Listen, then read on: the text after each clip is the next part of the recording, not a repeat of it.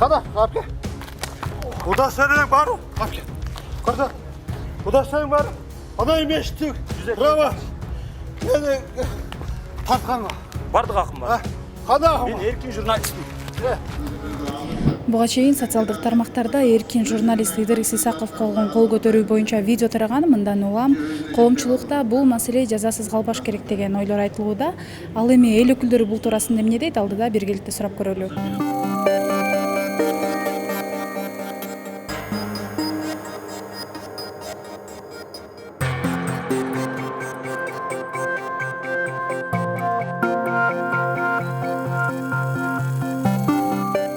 Идирис Исаковдун буга чейинки ишмердүүлүгү ар түрдүү багытта болуп жүрөт. Бирок кечеги акыркысы мына биздин депутаттык комиссиянын ишмердүүлүгүнө дал келет да.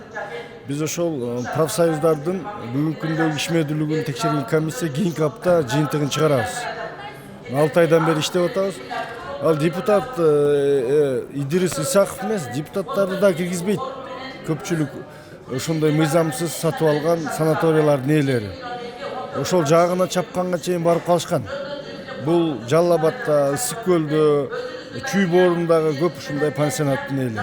Негизи өзү пансионаттар, ошол Идирис Исаков кирген пансионаттар бул элдики, мамлекеттики болуш керек. Ал кайсы бир адамдардын жең ичинен сатып алып алгасына курмандык болбош керек. Эми аны отургузуп Идиристи кандай максатта келдиң, кайсы мыйзамдарды бузуппуз деп эле сүйлөшсө болот эле. Анын жаагына ыста чаап койгону бул туура эмес болуп калды. Эми ушинтип ар бир блогерди же журналистти барса эле ура бергенде анда биз мыйзамсыз мамлекет болуп калабыз. Буга териштирүү жүргүзүп, толук укук органдары баа бериш керек деп эсептейм. Мамлекеттин алгачкы өнүгүү багытын аныктай турган бир нече фундаменталдуу принциптер болот. Ошолордун бири сөз эркиндиги. Эгер мамлекет өнүгөнсө, сөз эркиндигине басым мындай жасалбашы керек. Мен ал көрүнүштү жакшы деп эсептебейт элем. Себеп дегенде мыйзамда дагы белгиленген журналист массалык маалымат каражаттары маалыматты издеп коомчулукка жайылтууга укуктуу, мамлекет аны кепилдейт деп. Бирок ошону менен бирге адилеттүүлүк үчүн, акыйкаттык үчүн айтып коюшубуз керек.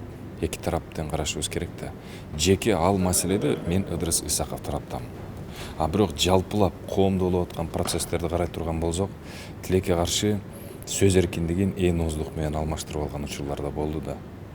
Интернетти, Фейсбукту, Инстаграмды, Твиттерди көрсөңүз, эмне деп гана бирин-бирин жекебей, эмне деп гана бирин-бирин сөкпөй, эмне деген ооз каалгы сөздөр менен айтып атат.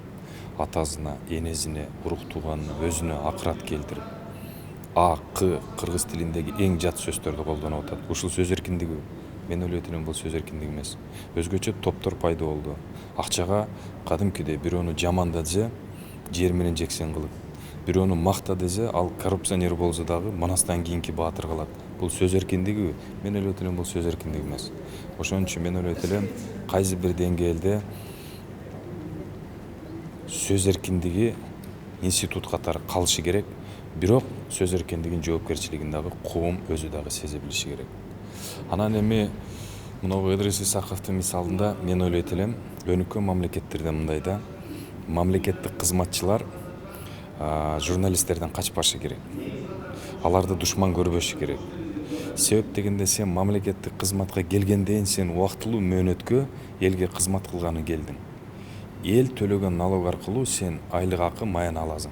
Демек сенин баскан турганың эл алдында ачык, любой суроого түн жарымда ойготсо дагы жооп бергенге даяр болушуң керек да. Эми кандай деп айтсак, жанагы шапалак берген киши өзү кызуу экен да. Чын айтканда, бала кезден бизге ата-эне айтчу эле, кызуу киши менен байланышпаган, кызуу киши кээ бир учурда кылган иштерине жооп бере албайт да. Бирок бул өкүнүчтүү нерсе да, журналисттерге кол көтөргөн болбойт. Көп болсо балам чыгып кетчи, мен жооп бербейм деп койсо болот эле. Анан кол чаап кууп барган бул бир аз журналисттердин жумушу оор. Журналисттер изилдөө жүргүзгөндө сак болуш керек деген жыйынтык калып барат да. Ал киши сөзсүз жооп бериш керек. Эми ал камакка отурбаса деле кандай бир штрафпы айыппул же бирдеме кылып чара колдонуш керек да. Силердин кесиптештериңер бир аз абайлагыла. Кызуу киши менен сүйлөшкөндө этият болуш керек да. Ыдырыс мырзанын окуясы боюнча мен соц тармактардан видеону көрдүм. Бул өтө кейиштүү, өтө өкүнүчтүү менимче. Себеби мындай сыяктуу массалык маалымат каражаттарынын өкүлдөрүнө, журналисттерге карата мындай окуялар болуш керек. Бизде мыйзам бар, тийиштүү бул кишиге карата менимче укук коргоо органдар чара көрүш керек. Мыйзам чегинде жоопкерчиликке тартыш керек мындай сыяктуу кишилерди. Ну, вообще это вопиющий ненормальный факт, если честно. Потому что как это так, поднимать руку на человека, независимо он, блогер, журналист, человек, гражданин. Вообще никто не имеет права это делать. Это первое. Ну, а то, что наши блогеры вот так приходят, проверяют, в этом есть, наверное, где-то есть плюс. Потому что они без прикрас, без ретуши показывают всю ту картину, которую они сами видят и видит народ. Ну, к этому надо относиться по-другому. Не так, вот знаете, здесь не вопрос только критики, а к ним надо прислушиваться, их надо принимать и признавать. Негизи биз эгемендүү демократиялык мамлекет жашап аткандан кийин сөз эркиндиги болот, бизде бар. Кыргызстандын эң бирден бир жетишкендиги бул ошол сөз эркиндиги. Ага эч ким тыюу салбайт. Ошол себептен ким гана болбосун, журналист болобу, депутат болобу, жөнөкөй жаран болобу, баары тең мыйзам алкагында бирдей жоопкерчиликтүү да. Ошон үчүн өткөндөгү массалык маалымат каражаттарынан чыгып калды журналист Ыдырыспы. Ошол жигитке кол көтөргөнү боюнча бул өтө туура эмес көрүнүш. Буга толук кандуу мыйзам кандай талап кылса ошондой жоопко тартылыш керек. Сөз түрдө бул сөз эркиндигине болгон кысым. Бул Идрис Исаков жана Улукбек Карбек уулу. Идрис Исаков окшогон дагы жанакы Улукбек Карбек уулу. Мына ошонго окшогон жана активист, блогер балдар, журналист балдар мамлекет кылбаган, мамлекет билбеген коррупциялык иштерди таап чыгып атат да.